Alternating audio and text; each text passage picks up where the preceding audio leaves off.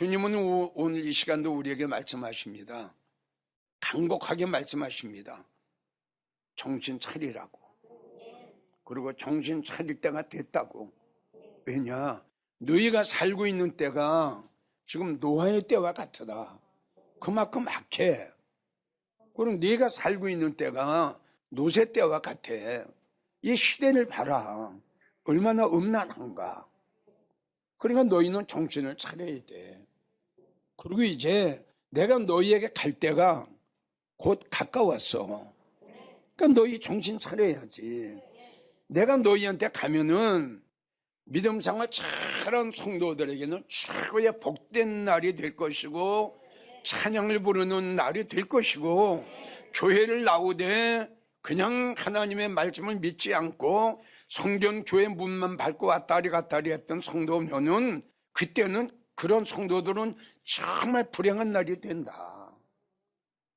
그래서 나는 베드로전서 4장 17절에 나는 내 집에서 심판 온다고 너희에게 이야기했지 않느냐.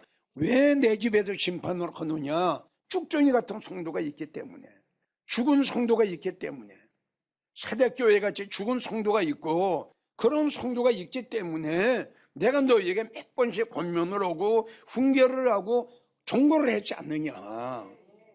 그러니까 너희가 마지막 날에 내가 너희에게 갈 때에 불행한 성도가 되지 않으려면 지금 정신 차려라. 이스라엘 백성들을 봐라. 마태복음 24장 봐라. 마태복음 25장 봐라. 미련한 처녀 봐라. 그들이 왜 정신 차리지 못했다?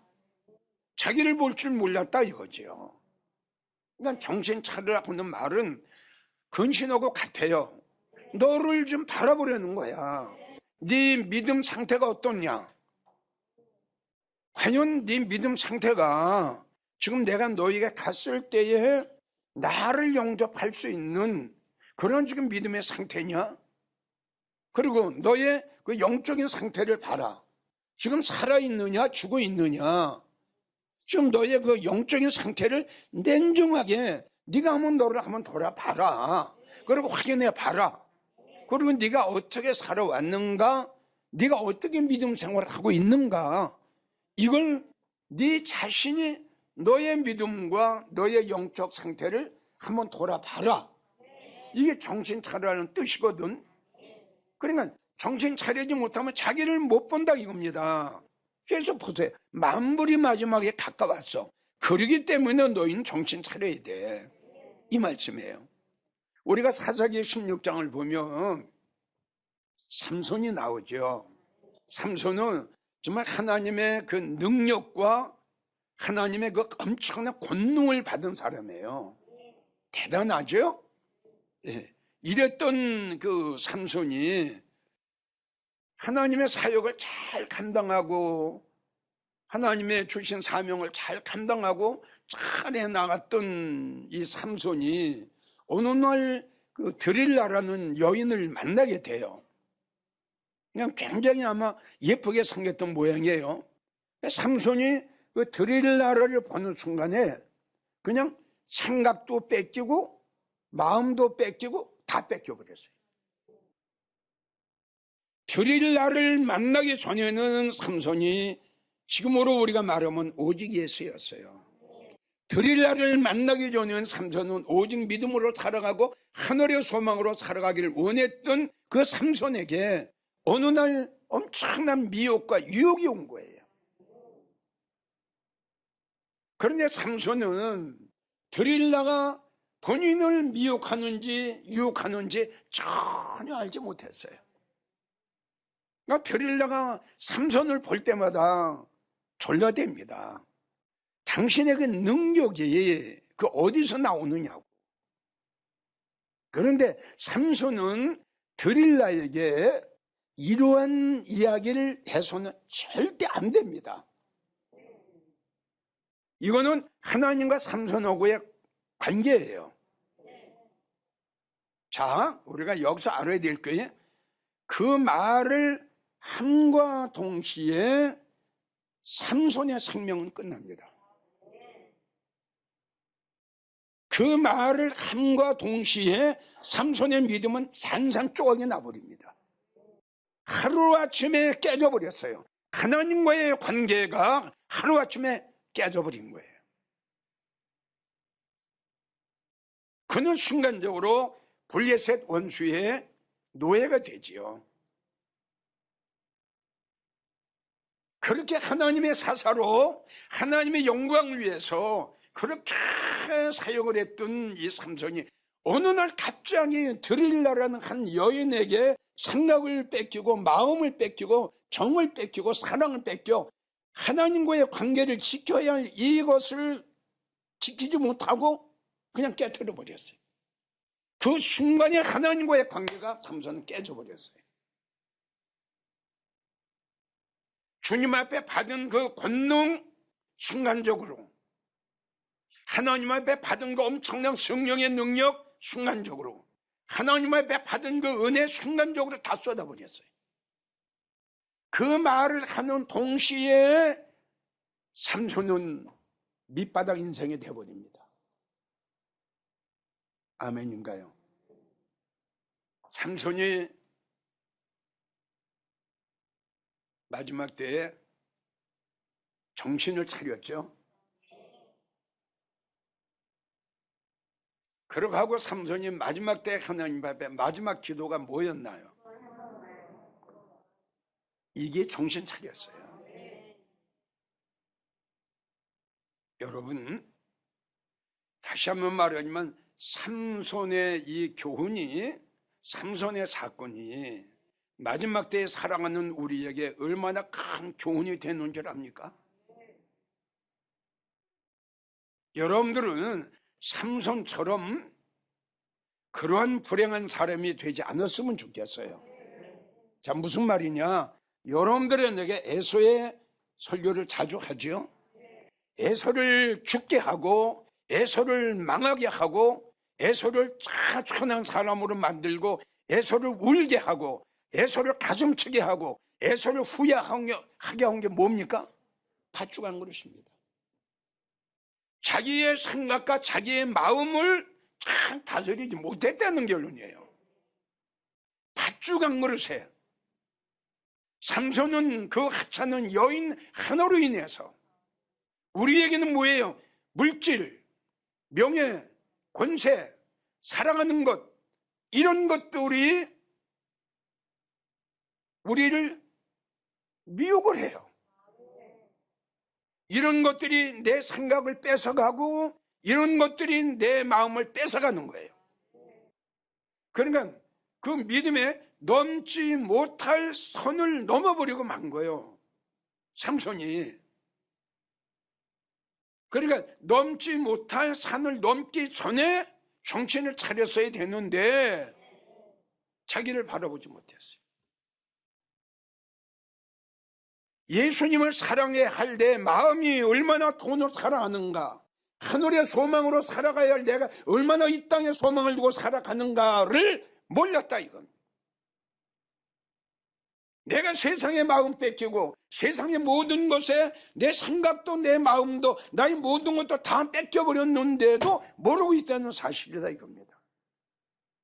우리는 지금 이야기한 대로 이러한 모든 것들이 우리에게 큰 교훈이 되고 본이 되어야 된다 이거죠. 삼손이 순간적으로 드릴라에게 마음과 생각과 정신을 다 뺏겼다. 우리로 말한다면 돈이나 명예나 세상의 아름다운 것, 세상의 기쁜 것, 세상의 좋은 것에 뺏길 수가 있다. 이걸 우리가 교훈 삼아야 된다 이겁니다. 자, 그래서 정신 차려야 할 사람들이 어떤 사람인가 몇 가지만 소개를 할게요. 제일 첫째가 갈라디아 6장 3절에 있는 말씀이죠. 잘 믿지도 못하면서 잘 믿는 것으로 스스로 속고 있는 성도. 이런 말씀은요, 우리 성도에게도 해당이 돼요. 이런 말씀은 아까 방금 전에 이야기를 했죠. 들림 받지도 못할 믿음과 그 영적인 그 단계를 가지고 있으면서 그 미련한 다도 처녀처럼 들림의 사건이 일어나면 나도 들림 받겠지? 좀 이거 똑같아요. 이런 성도가 갈라디아 6장 3절에 해당되는 성도예요 지금. 아무것도 되지 못했다? 성령 소멸됐거든요. 지난 시간에 내가 여러분들에게 말씀드렸죠? 예. 왜 설교를 들었는데, 하나님 말씀을 들었는데도 왜 마음에 와서 전혀 감동과 어떠한 그 감화, 어떤 거 체험이 없냐? 내 마음이 얼마나 냉랭하길래, 내 마음이 얼마나 황무지가 됐길래, 내 마음이 얼마나 돌짝밭이 됐길래 그렇게 하나님의 말씀이 내 마음에 들었는데도 어찌게 내 마음이 그렇게 뜨겁지가 않느냐? 그건 뭐냐? 성령이 나가신 지가 아주 오래됐다. 그러니까 이런 성도들일수록 잘 믿지도 못하면서 자기를 바라보지 못해요. 잘 믿는 것으로 스스로 본인한테 속고 있어요. 잘 믿지도 못하면서, 아무것도 되지도 못하면서 된 줄로 생각하는 자는 스스로 속는 자다, 이렇게 기록이 되어 있거든요. 그러니까 여러분 한번 생각해 보세요. 얼마나 참 불쌍한 사람이에요. 얼마나 미련하고 얼마나 둔한 사람이에요. 혹시 내가 이런 사람 아닌가, 이걸 여러분들 한번 생각해 봐야 돼요. 그래서 이런 사람을 가지고 요한계시록 3장 17절에서 19절을 보면 아주 이겁니다. 나는 부자야. 지금 이래요. 나는 부자야. 그런데 이제 예수님이 하신 말씀 보세요. 네 곤고한 것, 네 가련한 것, 네 가난한 것, 네 눈먼 것, 너 벌거벗은 것, 너 알지 못하느냐? 이렇게 나왔어요. 이게 주님이 하신 말. 그러니까 내가 나를 보는 거고 예수님이 나를 보는 거하고는 하늘과 땅이다, 이겁니다. 나는 부자라. 성령 충만해. 이만하면 됐어. 부족한 것이 없어. 근데 예수님이 보니까, 야, 너의 가련한 것, 너 가난한 것, 너 눈먼 것, 너 벌거벗은 것, 야, 불쌍하다. 이렇게 됐는데도 본인은 깨닫지 못해. 난 부족한 것이 없다, 이거예요. 그래서 주님은 뭐라고 하면, 너 안약을 사서 네 눈에 발라. 그래가지고 네 추한 모습을 한번 봐. 네 벌거벗은 모습을 한번 봐. 빨리 회개하지 않으면 하나님의 책망하신다고 그랬어. 그럼 나의 벌거벗은 모습을 바라볼 줄 알아야지요. 내 믿음, 내 심령 상태, 내 여기 심령 상태, 여기를 봐야 돼. 여기.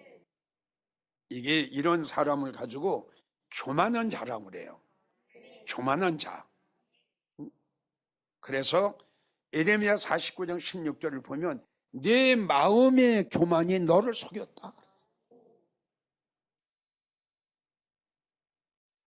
아무것도 되지도 못하고 된 줄로 생각하는 자는 스스로 속는 자라고 그랬어요. 바로 이거예요. 그러니까 마음이 교만했다, 이거예요. 그러니까 이렇게 하나, 나는 부족한 게 없어. 그런데 예수님 보니까는, 야, 형편없어. 너 한두 가지가 아니야. 어쩌지? 그런데 본인은 알지 못하고 깨닫지 못하잖아요.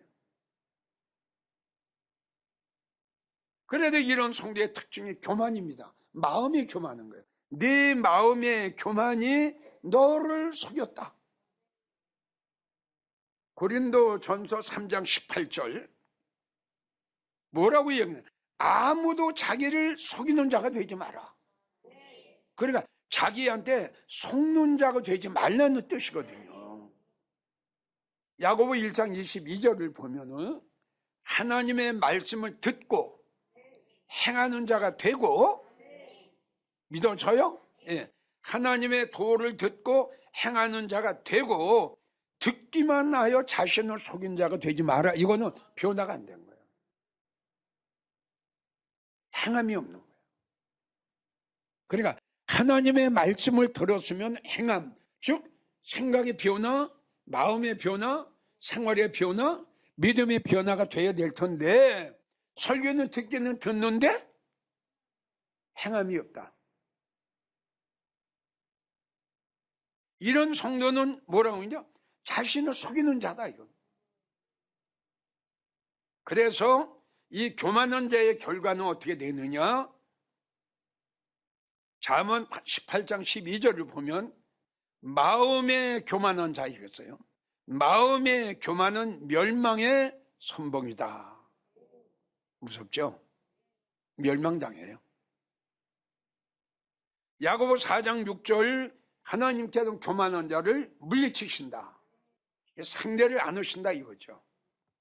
예레미야 13장 15절 하나님이 그러한 교만한 자에게 하신 말씀이 귀를 기울이라 너는 교만하지 마라. 너 죽는다. 응? 종기에 처하나 깨닫지 못한 사람은 짐승과 같다. 그냥 교만하기 때문에 그래.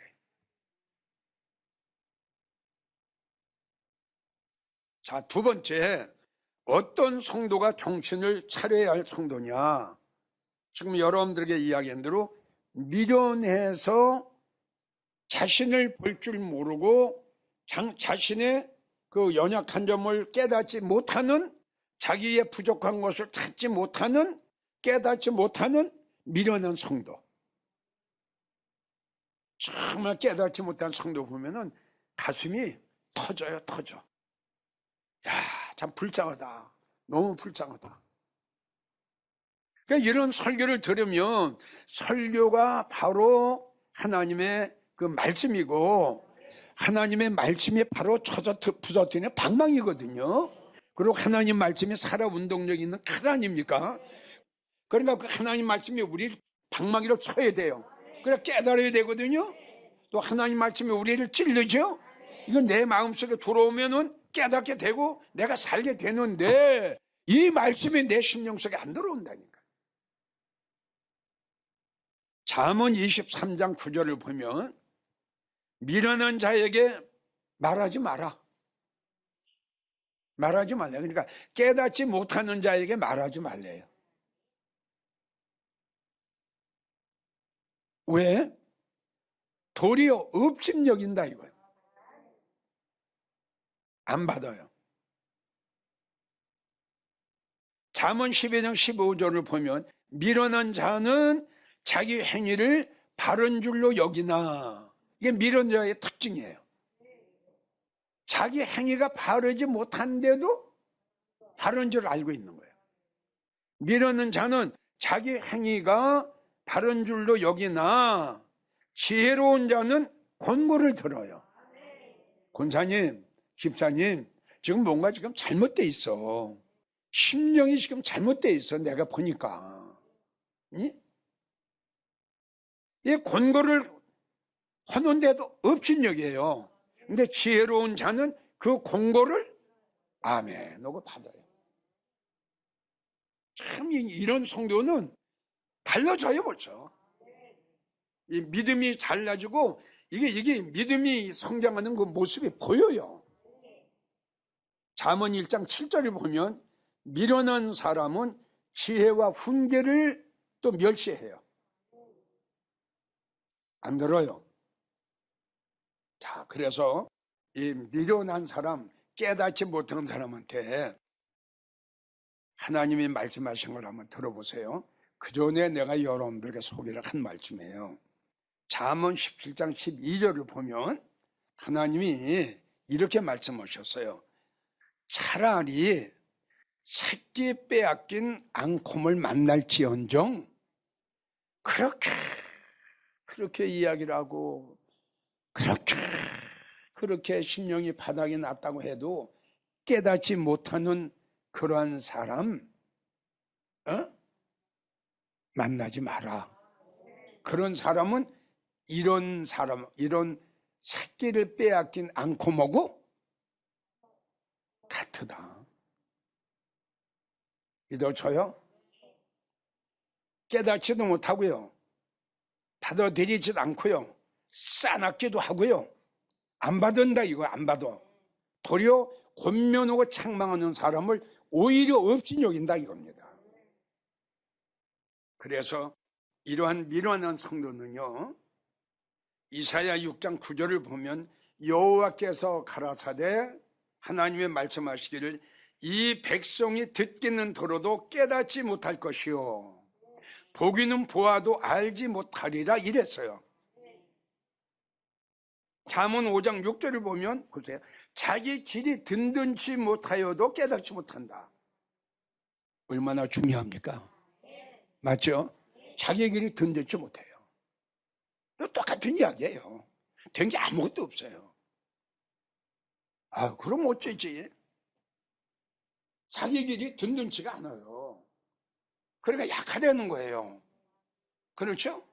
확고부동이 안 된다 이거죠. 확고부동하지가 않다 이거. 든든치가 않다 이거. 그러니까 이거는 언젠간 흔들린다, 언젠간 넘어진다. 왜? 약하기 때문에. 이 뜻 아니에요? 든든하지 못하다 이겁니다. 그러니까 자기 믿음이 약하고 자기 영적 상태가 이렇게 됐는데도 어떻게 깨닫지 못해. 그럼 이거 어떻게 돼? 자, 그 다음에 우리가 잘 아는 전도서 8장 17절 아노라 할지라도 깨닫지 못했다. 그러니까 아는 거 하고 믿어지는 거 하고 틀리다고 그랬죠. 그러니까 이 말씀을 듣고 깨달았을 때에 바로 믿음이 생기는 거예요. 믿음이 먼저 생기는 게 아니라 하나님의 말씀을 들었죠? 나야. 다 같이 나야. 나가 될 수도 있어. 이게 뭐예요? 깨닫는 거예요. 이럴 때 이제 믿음이 막 생기는 거예요. 그러면은 그 성도는 가는 거예요. 그러면 왜 이게 들었는데도 깨닫지 못하냐? 전에도 내가 한번 설교를 했어요. 이사야 44장 18절을 보면 그들이 알지도 못하고 깨닫지도 못한 것은 그 마음이 어두워졌다. 지금 지금까지 쭉 이야기한 게 그거예요. 그러니까 어두워졌다는 것은 정령 소멸되고 감동이 없고 감화가 없고 은혜가 없는 마음, 이 마음이 어두운 마음이에요. 그러니까 말씀이 없다 이거지. 들어도 깨닫지 못해요. 왜? 마음이 어두웠어요. 그럼 미련하고 깨닫지 못한 자의 결과는 뭐냐 그러면 패망이죠. 고세야 4장 14절 깨닫지 못하는 자는 패망한다. 그러니 이게 얼마나 불행한 거예요. 멸망해요. 시편 49편 20절 종기에 처하나 이거 뭐냐? 좋은 꼴 먹었어도 좋은 말씀을 먹었어도 지성소의 말씀을 떡을 먹었어도 종기에 처하나 그걸 귀한 줄 몰라요. 종기에 처하나 깨닫지 못하는 자는 멸망하는 짐승과 같다. 그러니까 하나님의 미련하고 깨닫지 못한 사람을 뭘로 비우셨어요? 짐승으로 말씀하셨어요. 참 불행한 성도죠. 결론입니다. 먼저 주일날 설교는 정신 차리자. 오늘 제목은 정신 차려야 할 사람들. 그래도 두 가지를 이야기했어요. 내가 혹시 미련한 사람 아닌가? 내가 지금 설교를 들으면서도 깨닫지 못하지 않나? 내가 고만도 못한 미련한 사람 아닌가? 내가 바닥에 나지 않았나? 여러분들 스스로 깨달아야 된다 이겁니다. 깨달으면은 살 수 있는 길이 열려요. 깨닫지 못하면 지금 주님이 말씀하신 대로 멸망합니다. 꼭 여러분들은 미루는 자가 되지 마시고 지혜로운 자가 되기를 주의 이름으로 부탁합니다.